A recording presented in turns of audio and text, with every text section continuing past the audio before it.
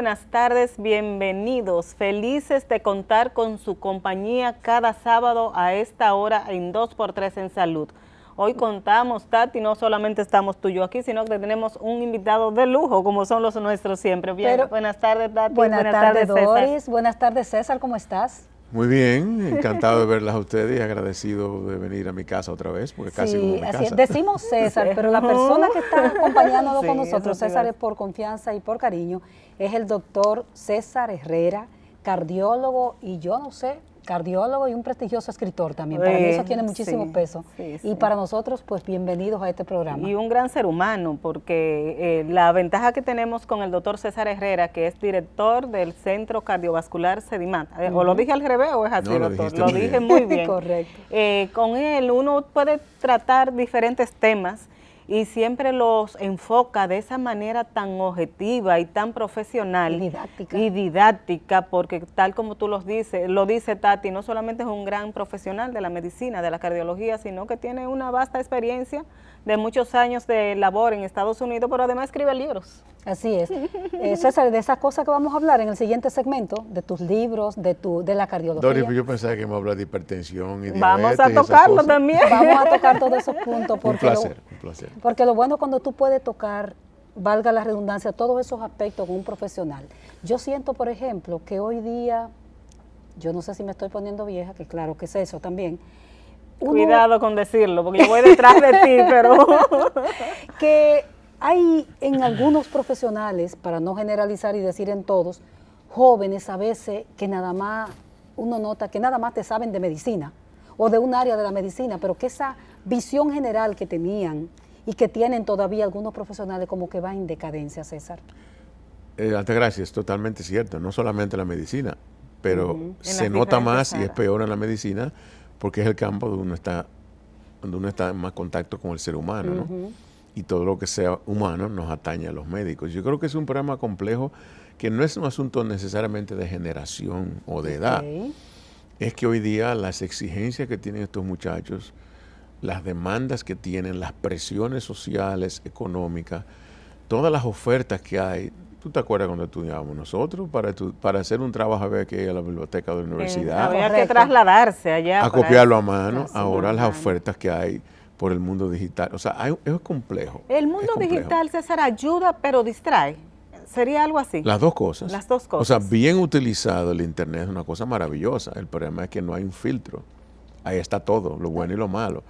Entonces, si la tecnología se adueña del sujeto, y ya entramos a literatura aquí y filosofía, si dejamos que los objetos y la tecnología se apropie de nosotros, de nuestra acción de todos los días, de nuestro pensamiento, entonces ahí llega lo dañino, porque se sustituye eso a la parte humana, al pensamiento, a la duda, al ocio, entonces nos convertimos en autómatas. Y además la velocidad a la que vamos es como la de un rayo prácticamente, es una cosa impresionante en la que cómo vamos y cómo le caemos atrás a todo eso. Pero ¿qué te parece? ¿Qué le parece a ustedes dos? Porque el doctor Herrera está hoy como invitado, pero también como participante del programa. Claro, es un diálogo, eso es un diálogo. ¿Qué le parece si dejamos este desarrollo de todos estos componentes para el siguiente segmento? Me parece maravilloso. Pues nada, regresamos en un momentito con el doctor César Herrera. Vamos a hablar de literatura, de medicina y de muchas cosas más. Regresamos. 2x3 en salud.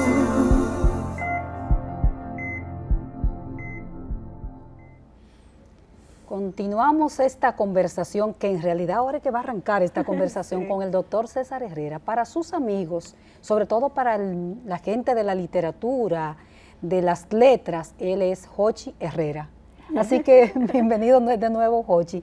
Y estamos iniciando en el saludo, en el segmento del primer segmento de este programa, justamente tal vez por ese mundo más holístico que tenía el médico, que tiene una generación de médicos, que no lo vemos con tanta frecuencia en los jóvenes médicos. Tú decías que no es un fenómeno solamente nacional, que es un fenómeno más global. Así César. es. Hay dos aspectos acá. Uno es indudablemente lo que hemos hablado, el tema generacional, las demandas que tienen estos muchachos, las presiones, la tecnología, la prisa.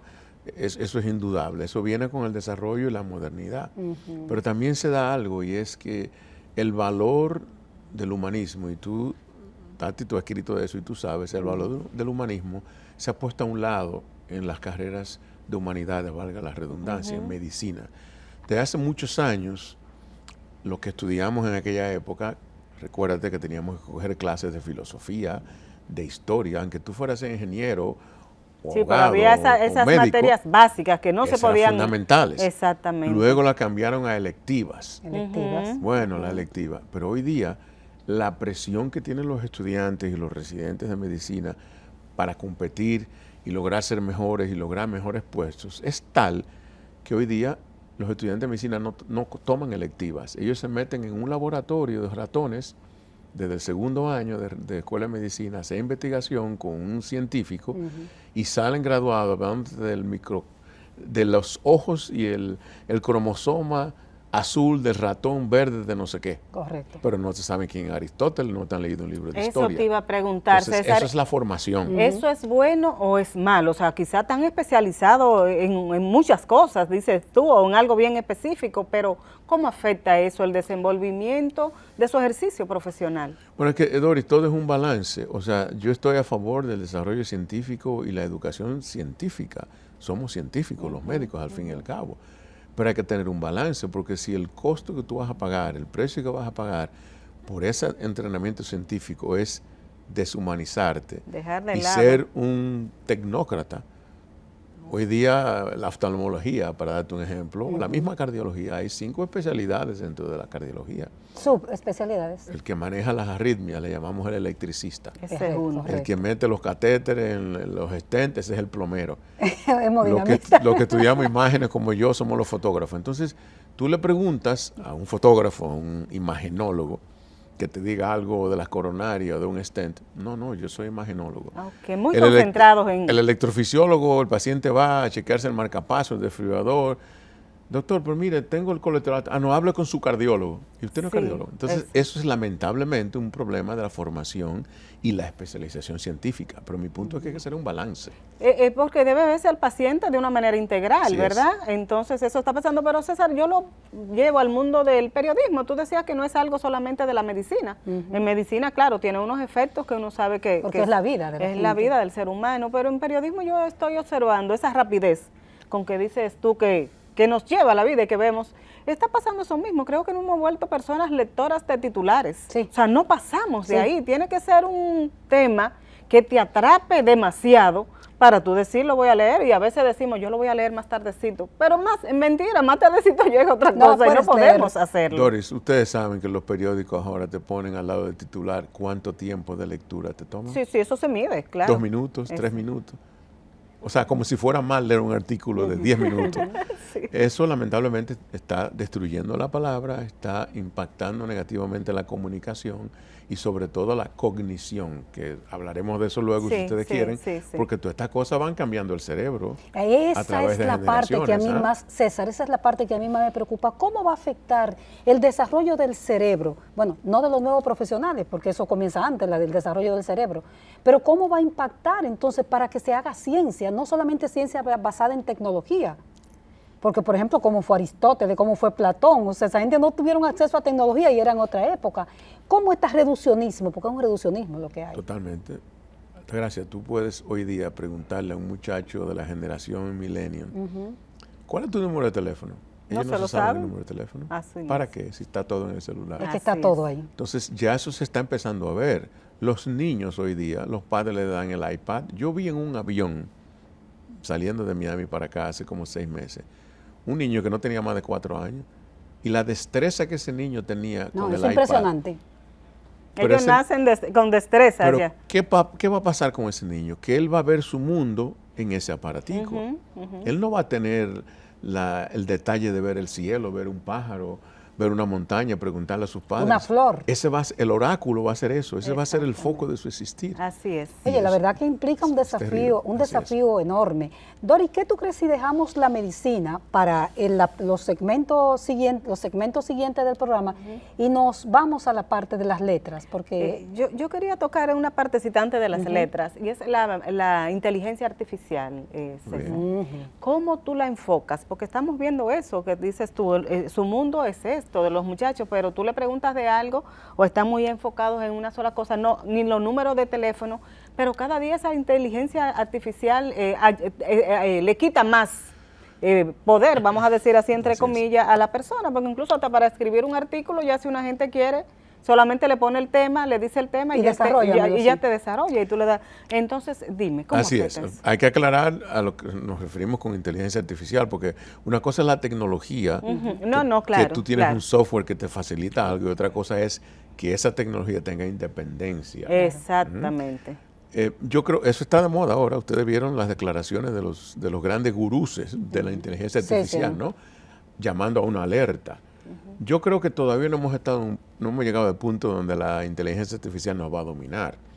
Por una razón sencilla. Por más inteligente que sea esa inteligencia artificial, no tiene raciocinio propio, no tiene poder de discernimiento. Conciencia. Y nosotros sí. Pero el peligro que sí existe es que mientras más sofisticadas se hacen las tareas que esa inteligencia artificial puede hacer, más nos va robando a nosotros y más nos vamos acostumbrando a ella. Exacto. Y sobre todo si caen mal en las manos que no debe caer. Y la ética jugará un papel todavía más fundamental, diría yo, porque sería muy fácil hablar y decir, tomo un tema y lo asumo como mío, pero tú tienes que tener la ética para decir, esto no lo hice yo. Así es, ¿quién lo regula? Y una cosa tan importante, por ejemplo, para el desarrollo de la humanidad y para la vida misma, como el amor, por ejemplo. Esa inteligencia artificial. Todo lo que necesita raciocinio, desde el amor hasta los sentimientos. Correcto, o sea, no hay eso. Todo lo que es netamente humano, el cariño al prójimo, la atención a los demás. Entonces yo creo que tu preocupación es muy legítima. Y esto no es cuestión de países desarrollados nada más. Esto está en todos los lugares. La amenaza está ahí. Así mismo. Es una amenaza latente. No sé si nos vamos ya a unos mensajes comerciales, dice que no, para que pasemos entonces a esta parte que es tan importante de nuestro invitado y coinvitado y participante de este programa, el doctor Herrera, que es en su faceta de escritor. Yo creo que tú acabas de poner, es el 6º o 7º libro que acabas de poner en circulación en España, en Madrid específicamente. Me estás contando bien, Sí, creo que es el 7º. Así es, y por ahí viene otro. Mira. Me encanta. Yo lo que no sé cómo es que tú haces con el tiempo. El tiempo, iba a preguntar. Siempre me hacen la misma pregunta. Sí, yo siempre doy la misma respuesta. Primero, tengo una pareja que me deja que le robe el tiempo de ella. Sí. Y segundo, que para mí es un disfrute porque es una terapia. Y bueno, uno ordena su vida, ¿no? Su horario y uno se disciplina y se puede hacer. La pregunta es sobre todo porque sabemos que el doctor Herrera tiene una cantidad enorme de pacientes, gente que lo prefiere a él y la consulta toma mucho tiempo. No, claro, y todo lo otro, la enseñanza, la administración, la investigación. Pero bueno, este último libro que se presentará en agosto. Aquí en el país. Aquí en el país lo publica Huerga y Fierro, que es una importante editorial española que me habían pedido un ensayo hace un tiempo. Es un ensayo, yo escribo ensayo, ustedes lo saben. Sí. Aunque algunos amigos dicen que son medio poéticos, pero bueno. Es sobre la luz y el color. Todo lo que tiene que ver con el universo de la luz y el color. Se llama Fiat Lux, hágase la luz. Y ahí hablo sobre la luz a través de la historia y las sombras y la oscuridad, los colores, su significado filosófico, poético, artístico, literario, musical. Y hay un toque de medicina también, porque tengo una entrevista que le hice a un joven en Chicago, que conocí hace muchos años, que tiene daltonismo. Ustedes saben que el daltonismo es una de las relativamente frecuentes condiciones oftalmológicas, que la persona básicamente es ciega a los colores. Exacto. Hay formas de ceguera total al color, de esa gente solamente ven grises y negros y blancos, y hay parciales. Y entrevisté a este joven para ver, muy brillante, estudió ingeniería, de hecho, de computación, a ver cómo es la vida sin color. Ay, qué interesante. Bueno, no queremos que nos explique lo que nos explique eso, porque tenemos que leer el libro. Es increíble cómo esos sujetos se adaptan a eso. Ellos muchas veces ni se dan cuenta hasta que ya van a la escuela y empiezan a tener problemas con los maestros. Este muchacho, cuando lo ponen a la escuela, creen que ese es el mundo, claro, lo están viendo así desde que nacen con eso. Este chico es un déficit de los conos y bastones, que son las células de la retina que se encargan de manejar la luz y el color. Este muchacho se descubre su daltonismo cuando ya está en en segundo, tercero de primaria, 7, 8 años. Que la maestra lo pone que lo ponen a la clase de pintura y él no puede, la clase de pintura lo queman. Hasta que una maestra dice, ven acá, pero tú eres muy bueno con los grises, ¿qué pasa? Y ahí lo examinan. Y él no veía el mundo a color, él lo veía blanco, negro y gris. Oye, pero qué interesante. Interesante. ¿Das algún toque, pero nos lo vas a responder después de esta pausa comercial, en ese último libro, en ese último ensayo que pusiste en circulación recientemente en Madrid, en la feria del libro que se desarrolló en esa ciudad, sobre alguna explicación de tipo religioso? ¿Tiene algún matiz religioso también el libro? Pero eso nos lo va a contar después de esta pausa comercial. 2x3 en salud.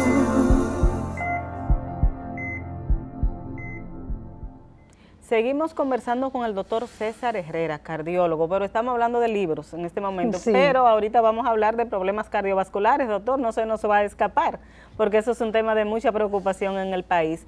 Altagracia le hacía una pregunta sobre su último libro que usted puso a circular en España y que se pondrá a circular aquí en República Dominicana, si tenía matices religiosos y que nos explique un poquito más por qué enlaza usted los colores y la luz. Algo por ahí me dijo que... Bueno, la segunda pregunta es más fácil de responder y es que realmente los colores no existen.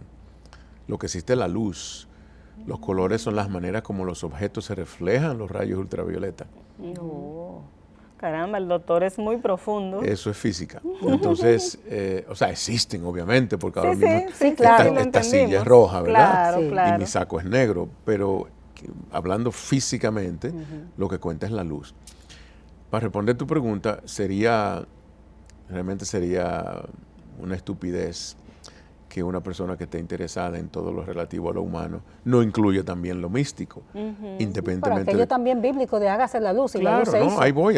Sí, o sea, por el título del independientemente de que una persona sea creyente o no, no se puede negar la presencia y la importancia histórica, filosófica y cultural del misticismo. Vamos a hablar de misticismo porque no es necesariamente religión. Místico, perfecto. En la religión católica, apostólica y romana, que es la que nosotros estamos sometidos o a la que hemos crecido, la luz tiene una significación tremenda, profunda, y yo hablo de eso. Yo empiezo a hablar de la sombra, porque hay un cuadro de un pintor pre-renacentista que se llamaba Masaccio, que es la representación de los milagros de San Pedro con la sombra, la cura por la sombra. Entonces yo hablo a partir de ahí de la diferencia entre luz y sombra, de la luz del Espíritu Santo, de la luz como símbolo del renacer, y se puede hablar muchísimas cosas poéticas, filosóficas y de toda índole, porque es realmente la palabra luz, en literatura hay una cosa que se llama metonimia, que le pasó al corazón también. La metonimia es cuando un objeto o una cosa o un tópico se utiliza tanto como metáfora, como símbolo, que la palabra se convierte ya en ese símbolo, en esa metáfora. Por ejemplo, si tú hablas del corazón, tú le hablas del corazón a una persona, la gente no piensa en el ventrículo izquierdo, la coronaria, la válvula. Nada. El corazón es otra cosa, ¿verdad? El amor, el sentimiento. Amor. Pues la luz es igual. La luz es claridad, es visión, es despertar. Entonces, obviamente, tenía que tocar esos temas, claro que sí. César, ¿y qué te inspira? O sea, ¿en qué te inspira tú decir, bueno, yo voy a escribir en sobre este caso, la luz, ese libro, exactamente, sobre la sombra? En este caso hay una razón específica, pero en general yo creo en las musas, yo creo en la inspiración, pero en general a mí lo que me provoca escribir es que yo me ponga a pensar cosas, o que vivo una experiencia, o que leo algo. No necesariamente que sea espontánea, pero en este caso, Luis Eduardo Aute, un cantautor que ustedes conocen en español, fue mi amigo. Eduardo murió hace ya 4 años, hace unos años, de un infarto. En el año 2016, justamente en un viaje a Madrid que hice, estuve con él todo un día y hablamos. Era un hombre renacentista, pintor, cinematógrafo. Sí, un artista completo. Escritor, poeta. Empezamos a hablar de todo y terminamos hablando del color y que la tauromaquia y que el rojo.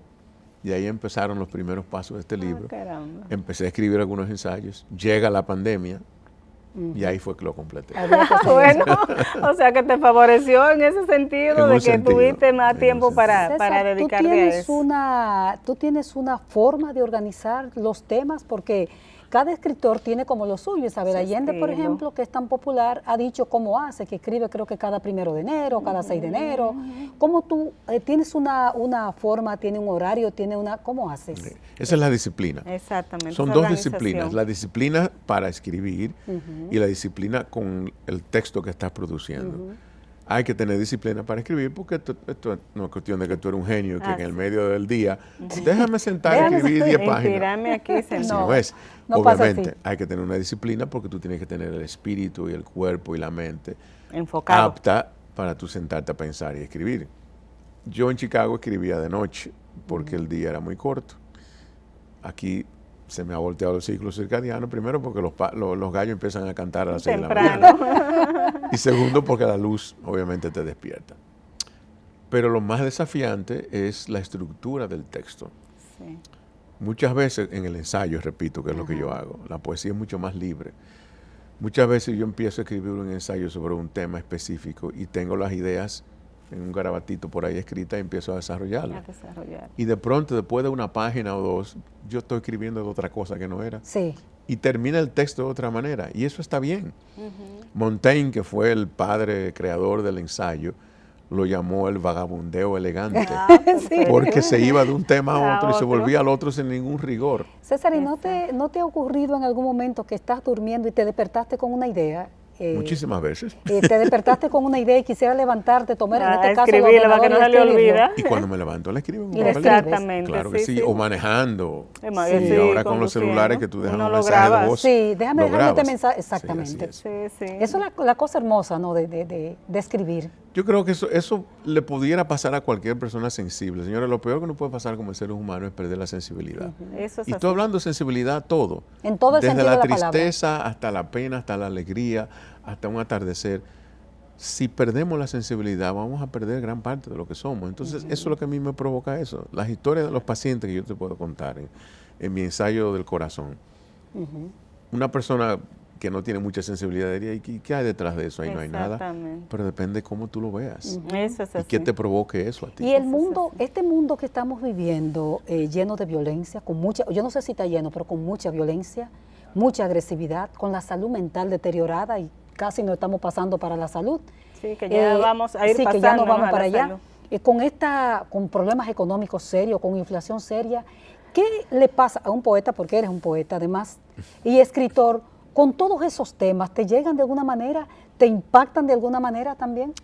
Eso es un tema muy contemporáneo, que en términos elegantes... Las guerras, por ejemplo. En términos elegantes, ¿para qué sirve la literatura en estos tiempos, verdad? En tiempos de pesar. Yo creo que sirve mucho.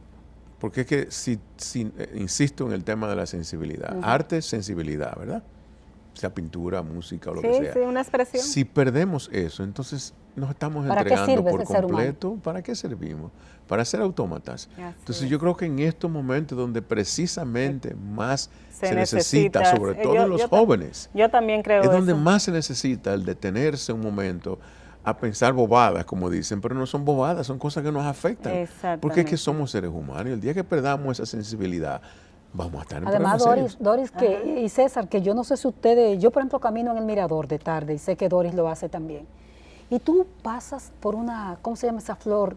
Mamey, preciosa. Los fambroyanes. Y te impresiona, yo digo, la gente no se dará cuenta de la hermosura que hay en estos árboles. Bellezas, o de cuando un pajarito está tocando una mata, o sea, un carpintero. Y esas lunas llenas. O sea, y la gente no se da cuenta de la belleza. Yo no sé si es que la gente cuando tiene tanto poder, la gente que maneja el mundo con el poder, no se fija en toda esa belleza que hay alrededor de... No podemos dejar que ni la tecnología ni la vida acelerada del mundo moderno nos arrebate la hermosura de la naturaleza y de los sentimientos. No podemos. Lamentablemente cada día vemos, como decíamos al principio, que se nos va yendo de la mano por la misma prisa con que tenemos que responder a las diferentes situaciones que tenemos que enfrentar en la vida, porque tenemos que vivir, además hay que producir, hay que trabajar, hay que dedicarle tiempo a otras cosas, pero como dice Tati, esos son momentos que no podemos perderlo, y después que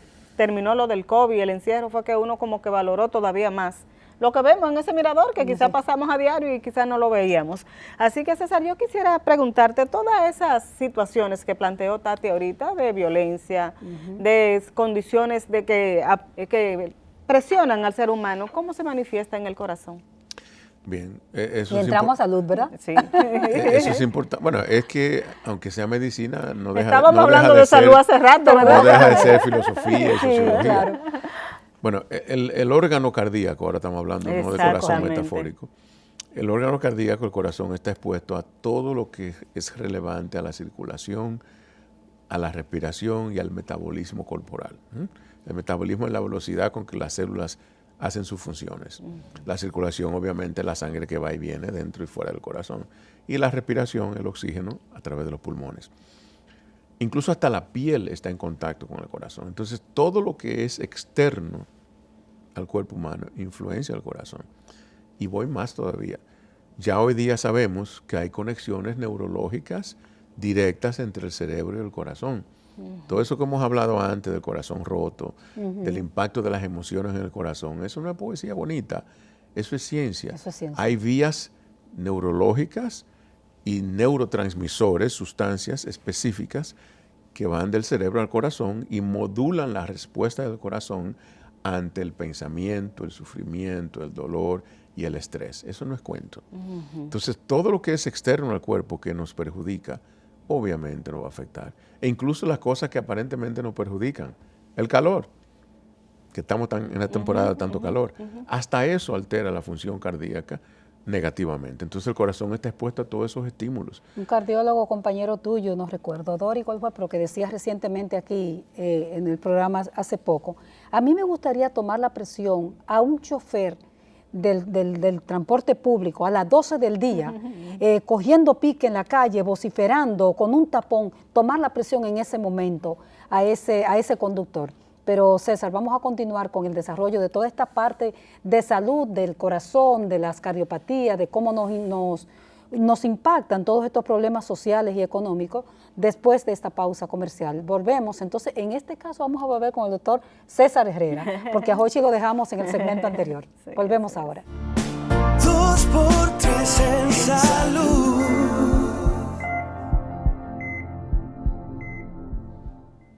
Seguimos en 2x3 en salud, conversando con el doctor César Herrera. Preguntábamos, doctor, cómo afectan esos estresores externos a nuestro corazón, cuáles son esos impactos directos, y si la hipertensión, que es tan alta en República Dominicana, está vinculado, como decía Tati al principio, el tránsito, todas esas situaciones que nos afectan.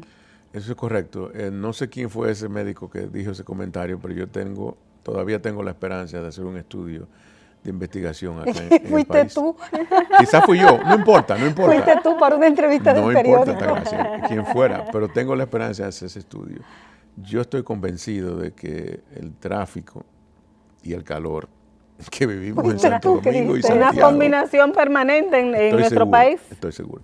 Mira, para responder tu pregunta directamente, la hipertensión es una condición, para que la audiencia sepa, sí, por supuesto, silente, donde el paciente no siente nada hasta el final, que la presión está por las nubes.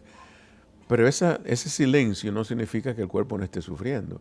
Y hay un montón de factores que influencian en el desarrollo y el descontrol de la presión. Hay muchos que son genéticos, pero hay muchos que son sociales o ambientales.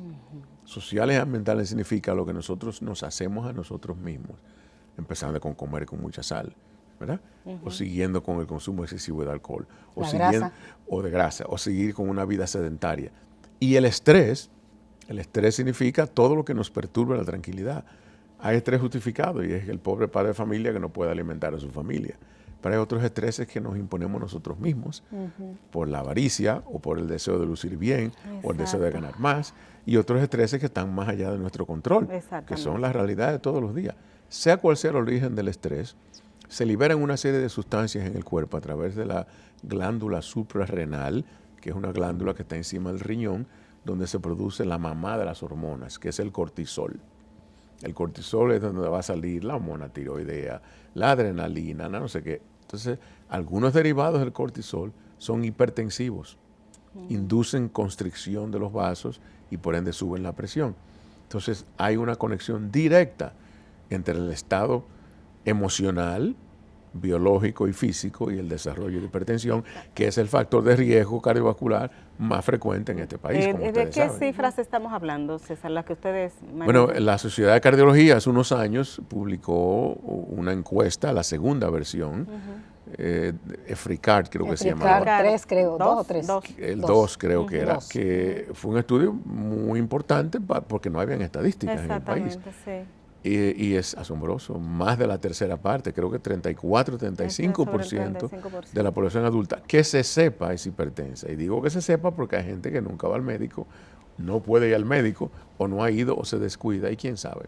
Así Estamos hablando de más de 1 en 3 adultos. Sí, es muy alto, pero eso se ve, César, en otros países, es una realidad que es mundial. No. Si te fijas en la página de la Organización Mundial de la Salud, que lo he visto yo para dar mi conferencia, específicamente con hipertensión, nosotros estamos en Caribe y Centroamérica compitiendo con Cuba.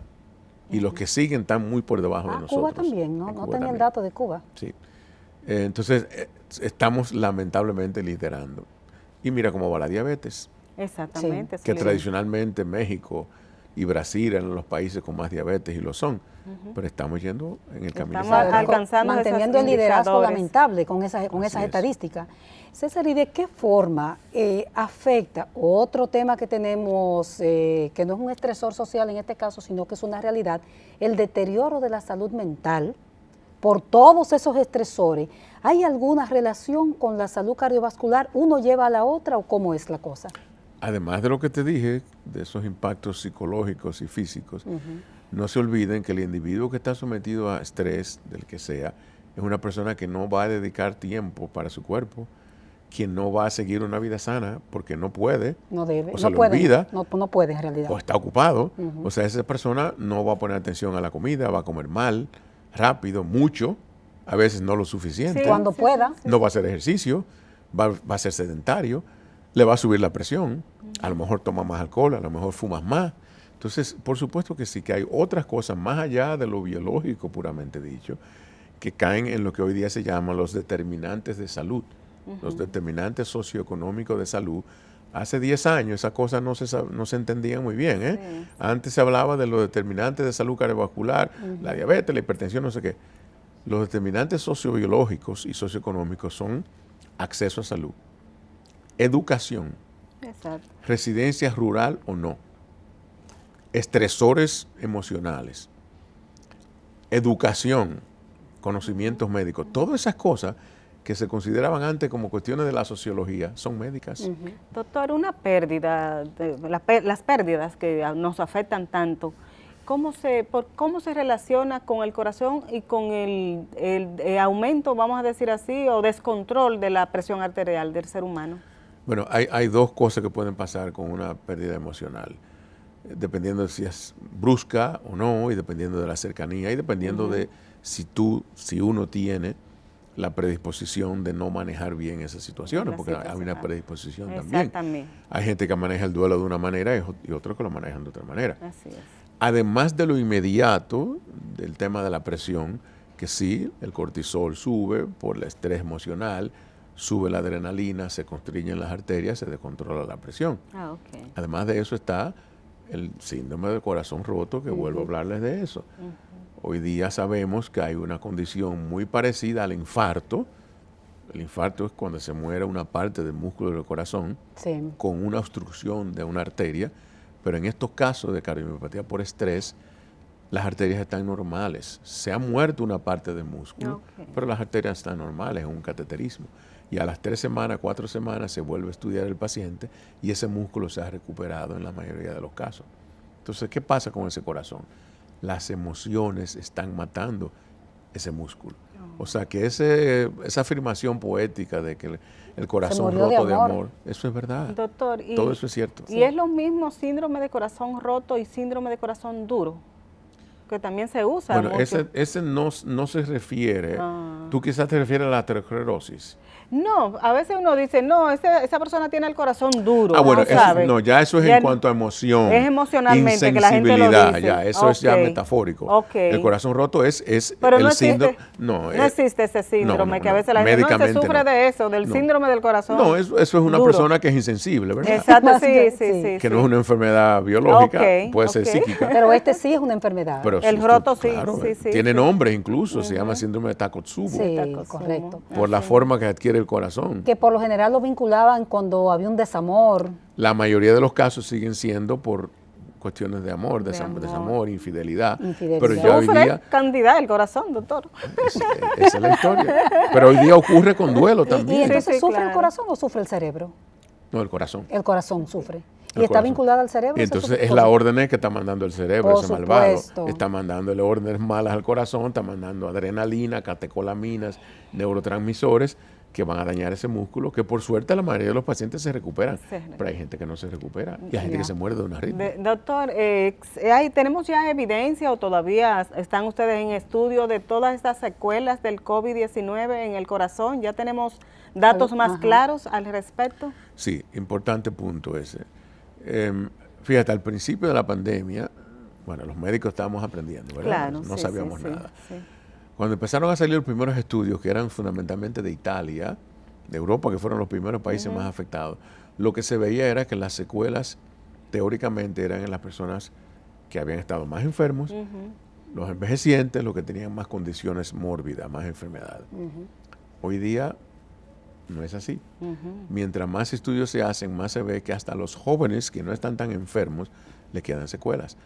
Lo que pasa es que no son las secuelas del mismo grado de que tuvo en un ventilador por un mes, pero hay secuelas en los jóvenes también y en aquellos que no lo dio el COVID tan mal. Y la teoría es, lo que se cree es que hay una predisposición biológica a la manera como nuestro cuerpo reacciona ante la toxicidad exagerada del sistema inmune.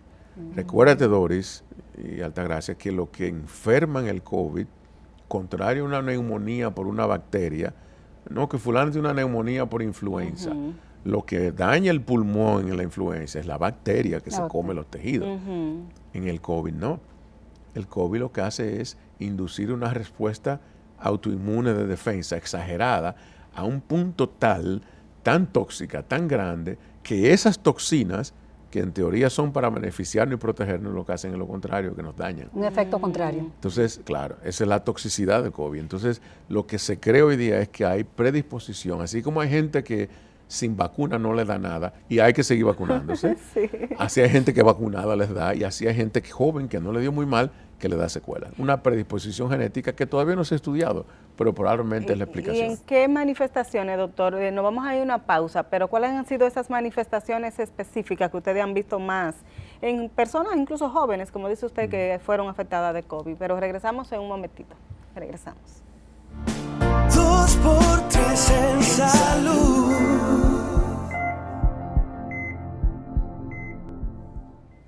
Gracias por continuar con esta conversación que a nosotros en lo particular nos está encantando con el doctor César Herrera. César, Doris había dejado la pregunta de las manifestaciones, las consecuencias más bien, de toda y de ese estudio que ustedes habían hecho y de todo este impacto de la pandemia. Y yo quería añadir, es una pregunta ahí para no volver al mismo punto, sobre la hipertensión y COVID. Uno puede concluir, hay elementos para concluir que el virus motivó la hipertensión arterial, indujo a la hipertensión arterial. Son dos preguntas en realidad. Muy inteligente tu pregunta. La segunda pregunta te la voy a responder primero, que es la relación entre COVID e hipertensión. A mitad de la pandemia empezó a verse que pacientes que no eran hipertensos y le daba COVID empezaban a ser hipertensos. A eso me refiero. Y se descubrió que dentro de los múltiples receptores, los receptores en el cuerpo son las áreas químicas de la célula que se conectan con sustancias, con bacterias, con virus. Ese bendito bichito es tan malo que al entrar por las fosas nasales, que es la fuente donde entra, no solamente le encanta ir a los receptores de los tejidos nasales y cerebrales olfatorios, sino que también le gusta irse a los receptores de la angiotensina, que es una hormona que nosotros producimos en condiciones normales en el riñón y en el pulmón, y es la que regula el grado de constricción o relajación de la pared de las arterias. Y una de las vías por donde entra el COVID es a través de los receptores de la angiotensina. Wow. Entonces, hay algo de verdad, hay algo de verdad en que está asociado a la hipertensión. Lo que pasa es que no hay suficiente data científica todavía para decir que hay una causa directa de asociación, pero hay una influencia. He escuchado gente que decía, yo no era hipertenso y después que me dio COVID soy hipertenso. Es verdad que se necesita estudiar mucho más. Te diría otra más. No sé si ustedes escucharon algunas amigas, mujeres, que se quejaban de que su ciclo menstrual se había alterado con el COVID. Los ginecólogos al principio decían, no, eso es mental, eso es estrés. ¿Tú sabes que sí? Que sí. Otro receptor que el COVID tiene en las mujeres son los receptores de estrógenos en los ovarios. Wow, pero qué pajarito, como dicen. O sea que estamos aprendiendo cada vez más. Sobre el tema de tu pregunta, Doris, de las secuelas. Bueno, que se enlazaba un poquito también con la hipertensión, ¿verdad? Sí, así es. Sobre las secuelas, decía que ya no solamente son los ancianitos que se enfermaron mucho, que jóvenes también le puede dar. Las estadísticas de los estudios recientes, 10%. 1 de cada 10 personas que le da COVID, independientemente de la severidad, pueden quedar con secuelas. Lo positivo es que la mayoría, el 90%, las secuelas desaparecen en 3 meses. Se revierten. Pero queda todavía un grupo con secuelas más prolongadas. A más largo tiempo. Las más frecuentes son fatiga y cansancio exagerado. Ustedes lo oyen. Sí, lo escuchamos muchísimo decir. Después del COVID, mira, yo me canso de nada. Todo cansado. Eso no es cerebral, eso es verdad. ¿Te acuerdas de chikungunya? Sí, claro. Una cosa parecida. Está también las palpitaciones, las irregularidades de ritmo. Hubo un momento cuando creíamos que la fibrilación auricular, que es un ritmo específico anormal del corazón, era más frecuente con el COVID. No quedó claro. Probablemente era la reacción tóxica que motivaba eso en las personas a riesgo, pero las palpitaciones son muy frecuentes. La tos y la dificultad respiratoria. Hay personas que han quedado con esa tosecita. Aún en personas que no son asmáticos ni fumadores. Y es por el tema bronquial. Esas son las 3 más frecuentes. Y esas personas que quedaron con esas pequeñas, vamos a decir que no son tan graves secuelas, si le da COVID de nuevo, ¿podrían empeorarse? Ustedes son científicas. Eso no se ha estudiado todavía. Eso no se ha estudiado. Porque yo sospecho que probablemente sí. Lo bueno es que hay tratamientos. O sea, hay medicaciones, los esteroides, por ejemplo, funcionan bastante bien y ciertas medicinas funcionan en el caso de la debilidad sobre todo. Pero al fin y al cabo lo que importa, y perdóname que yo insista en lo mismo, lo que importa es que el que está vacunado, el COVID le da menos mal. Es correcto eso, es correcto. Y que hay que seguir poniéndose los refuerzos. El otro día decían las autoridades eso mismo, que sí, que había un incremento de casos de COVID, que no le gusta mucho admitirlo, pero al final es la verdad, y es natural. Pero que está dando muy leve, que nada que ver. César, nosotros no quisiéramos terminar esta entrevista, esta conversación contigo, sin que nos diga un tema de mucha preocupación en todas las conversaciones que tenemos contigo, que es el tema del infarto. ¿Cómo vamos en el país con el infarto agudo del miocardio? La conversación viene, acuérdate de mis repetidos llamados a que tenemos un país con 6 aeropuertos internacionales, 7 millones de turistas, con internet desde el campo más lejano hasta la ciudad, y no tenemos un mecanismo de sistematización de la atención del infarto. ¿Qué es eso? Un infarto es una lucha contra el tiempo. Esa arteria que se tapó y que está matando el músculo del corazón, si pasan 90 minutos, ese músculo se muere permanentemente. Y mientras más se muere, más riesgo de muerte y más complicaciones futuras. Por lo tanto, es una competencia contra el tiempo. En medicina, en cardiología decimos, tiempo es músculo, músculo es vida. Entonces, hoy día tenemos un programa de angioplastía y de stent, nosotros en Sedimar, y por ahí hay varios también. Hay otros. Hoy día tenemos la tecnología para abrir esas arterias rápido, tenemos medicamentos, fármacos, trombolíticos.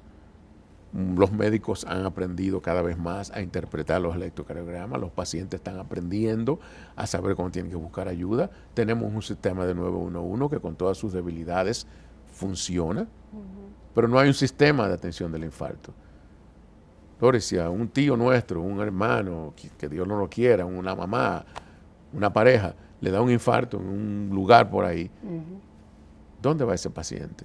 ¿A dónde lo llevan? ¿A qué centro? En lo que se piensa se pierde mucho Tenemos tiempo. que tener un sistema. Sistema significa que esté claro para las aseguradoras, para los hospitales y las clínicas, de que hay un sistema universal de atención al infarto. Y para el sistema mismo de salud. Y para el sistema de salud. Claro.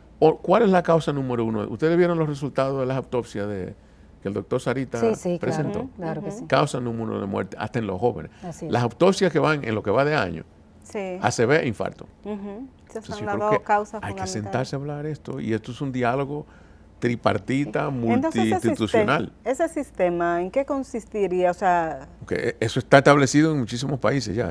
¿cómo funciona? En que todas las partes envueltas se sienten en la mesa y crean un sistema. Tenga usted seguro o no privado, tenga usted SENASA, tenga la ARS Lo que que sea, usted se le va a atender el primer día en un centro que es capaz de abrirle esa arteria con el mecanismo que sea, medicina o angioplastía, y al día siguiente, cuando usted esté estable, usted se va para el hospital que le toca o la clínica que le toca. Perfecto. Y su seguro por ley tiene que cubrirlo. Que los paramédicos de las ambulancias sean mejor entrenados en identificar el infarto temprano. Que las ambulancias públicas y privadas por ley deban llevar a esos pacientes a los centros asignados, públicos y privados, no donde se le ocurra, por que el sean camino. certificados, no donde se le ocurra. Exactamente. Tú sabes los infartos cuando llegan a nosotros de los centros de atención primaria, después de tener 4, 5, 6 horas, Dios. con un suero, con un daño enorme ya. con un analgésico, y la familia dice, no, porque tú es un infarto, vámonos a pasar de más. Entonces, un sistema es eso, que haya una manera fidedigna, confiable, autorizada, de que el paciente se trate como debe tratarse. Recientemente una colega de nosotros, que tú también conoces, le dio, como decimos los ibaños, una sirimba, una cosa rara, pero era cardíaca, y el 911 la llevó a un centro que está cerrado. No me digas. Sí. Eso, bueno, ahí entra la importancia de ese sistema. Ilustra lo que te estoy diciendo. Como dice César, porque si la ambulancia no sabe, pero la familia, si hay educación en torno a eso, no es a tal sitio que a mí hay que llevarme. Y ojalá, aquí hace falta mucho eso. Ojalá, Doris y César, que algún gobierno, algún ministerio, sin tanto caciquismo, porque aquí todo el mundo quiere ser líder y nadie quiere ceder a nada, todo el mundo quiere ser el líder de los procesos. Voluntad es lo que falta. Haya voluntad y se quiera casar con la gloria y resolver ese tema tan importante para la República Dominicana. Doris, Tati, el Uruguay es un país más pobre que la República Dominicana y tienen un sistema perfecto de atención al infarto. Pero esas cosas aquí deberíamos y además es muy largo, vamos a tomar las experiencias positivas de los otros países, que no se nos quita nada con eso. No estamos copiando, sino que estamos aprendiendo de las experiencias de otros, porque no hay nada nuevo. Se terminó el tema. Pero ¿cómo va a ser? Que con el doctor César Herrera el tiempo se va así de rápido, como dicen. ¿Me invitan otra vez? Es claro que sí. Y le vamos a informar próximamente cuándo va a ser la puesta en circulación de esta nueva obra de Jochi Herrera. Doctor, muchísimas gracias por estar con nosotros y sabe que este programa está siempre a la disposición para lo que sea. El sesgo es que yo la quiero mucho a ustedes y la respeto muchísimo. Gracias a ustedes por Eso la es mutuo, doctor. Así es, a ustedes nos vemos la próxima semana. Muchísimas gracias por haber estado con nosotros y nosotras felices de compartir este banquete, porque es un banquete con ustedes. Síganos en nuestras redes sociales, 2x3 en Salud, y en nuestro canal de YouTube. Muchísimas gracias y nos vemos la próxima semana.